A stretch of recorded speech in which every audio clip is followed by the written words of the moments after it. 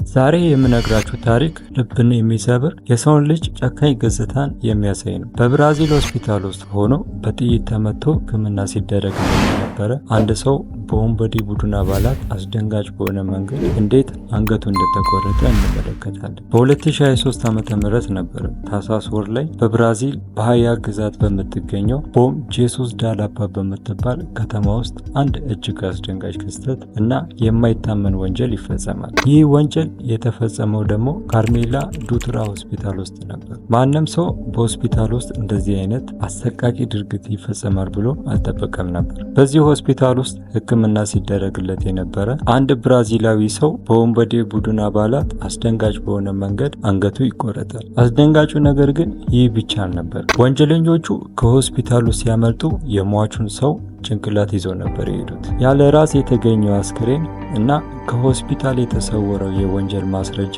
ደግሞ ይህ ክስተት በብራዚል ውስጥ ብቻ ሳይሆን ዓለምን አስደነገጠ። ዛሬ የዚህን የጭካኔ ድርጊት ዝርዝሮች፣ ተጎጂው ማን እንደነበረና ወደ ሆስፒታል እንዲገባ ያደረገው ክስተት ደግሞ ምን እንደሆነ፣ ወንጀለኞቹ እንዴት ወደ ሆስፒታል እንደገቡ፣ የፈጸሙት ድርጊት ደግሞ ምን ያህል አሰቃቂ እንደነበረ እና የፖሊስ ምርመራ ምን አይነት ሁኔታ ውስጥ እንዳለ እነግራችኋለሁ። ቦም ጄሱስ ዳ ላፓ ይባላል። ቦም ጄሱስ ዳ ላፓ በብራዚል የምትገኝ ትንሽ ከተማ ነች። ውብ ተፈጥሮ ያላት ነገር ግን ከጀርባዋ ብዙ ወንበዴዎች የምትኖሩባት ከተማ ነበረች። በዚች ከተማ ውስጥ የአደንዛዥ እጽ ዝውውር እና የወንበዴ ቡድኖች ግጭት የተለመደ ነበር። ይህ ደግሞ ለዚህ አሰቃቂ ወንጀል መፈጸም ምክንያት ነበር። በሆስፒታሉ ውስጥ አንገቱ የተቆረጠው ሰው ስሙ በግልጽ ባይነገርም በምርመራ እንደተረጋገጠው ከሆነ በአካባቢ የነበሩትን የአደንዛዥ እጽ አዘዋዋሪዎች የሚፎካከር የወንጀለኞች ቡድን አባል እንደነበረ፣ ይሁን እንጂ እሱ ምንም አይነት የፖሊስ ሪካርድ እንዳልነበረው፣ ይህ ደግሞ በሕዝብ ዘንድ ማንነቱ ግልጽ እንዳልሆነ አድርጎት ነበር። ይህ ሰው ወደ ሆስፒታል እንዲገባ ያደረገው ክስተት ደግሞ በታህሳስ 12 ቀን 2023 ዓ.ም ነበር። በኖቫ ብራዚሊያ የምትባል ሰፈር ውስጥ ነበር። በወንበዴዎች በተደረገ የተኩስ ልውውጥ ውስጥ በጥይት ተመቶ ነበር። በዚህ ግጭት ውስጥ ደግሞ ሌላ አንድ ሰው ተገሏል። እሱ ደግሞ ጉዳት ደርሶበት ስለነበረ ለሕክምና ወደ ካርሜላ ዱትራ ሆስፒታል ይገባል። ይህ ሆስፒታል ሕይወቱን ለማዳን የገባበት ስፍራ ነበር። ካርሜላ ዱትራ ሆስፒታል በቦም ጄሱስ ዳ ላፓ ውስጥ ታማሚዎችን የሚያስተናግድ የሕክምና ተቋም ነበር። ማንም ሰው ይህ ሰላማዊ ድባብ በድንገት ወደ ደም መፋሰስ ስፍራነት ይለወጣል ብሎ ማንም ሰው አልገመተም ነበር። ወንጀሉ የተፈጸመው 2023 ዓ.ም ረፋድ ላይ ነበር። ሆስፒታሉ በጸጥታ ውስጥ ስለነበረ አብዛኛው ሰው ተኝቷል።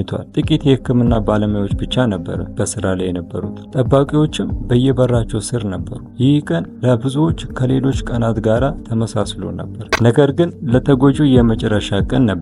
በድንገት ሁለት የታጠቁ ሰዎች ሆስፒታሉን ወረሩት። ወንጀለኞቹ ወደ ጤና ተቋሙ በኃይል ገቡ። የሆስፒታሉን ጠባቂዎች ማንም እንዳይንቀሳቀስ አስጠነቀቁ። ከዛ በኋላ ወንጀለኞቹ ወደ ታማሚ ክፍል ከገቡ በኋላ ያለምንም ማመንታት ወንጀለኛውን ገደሉት። ሆስፒታል ውስጥ በሕክምና ላይ የነበረው ሰው አንገቱ ተቆረጠ። ይህ ድርጊት እጅግ አስከፊና ጭካኔ የተሞላበት ነበር። አስደንጋጩ ነገር ግን ይህ ብቻ ነው። ወንጀለኞቹ ድርጊታቸውን ከፈጸሙ በኋላ ከሆስፒታል ሲያመልጡ የሟቹን ጭንቅላት ይዘው ነበር የሄዱ። ይህ ደግሞ ለፖሊስ ምርመራ ትልቅ ፈተና ነበር። ራሱን ይዞ መሄድ ወንጀለኞቹ መልእክት ለማስተላለፍ ወይም ደግሞ የአሸናፊነትን መልእክት ለማስተላለፍ እንደሆነ ይታመናል። ምክንያቱም ይህ ሁኔታ በሁለቱ ወንበዴዎች መካከል የሚደረግ ግጭት ስለነበረ ማለት ነው። ወንጀለኞቹ ወንጀላቸውን ከፈጸሙ በኋላ ከሆስፒታል በፍጥነት ሸሹ። ምንም አይነት አሻራ አልተውም ነበር። ፖሊስ ወዲያውኑ ፍለጋውን ጀመሩ።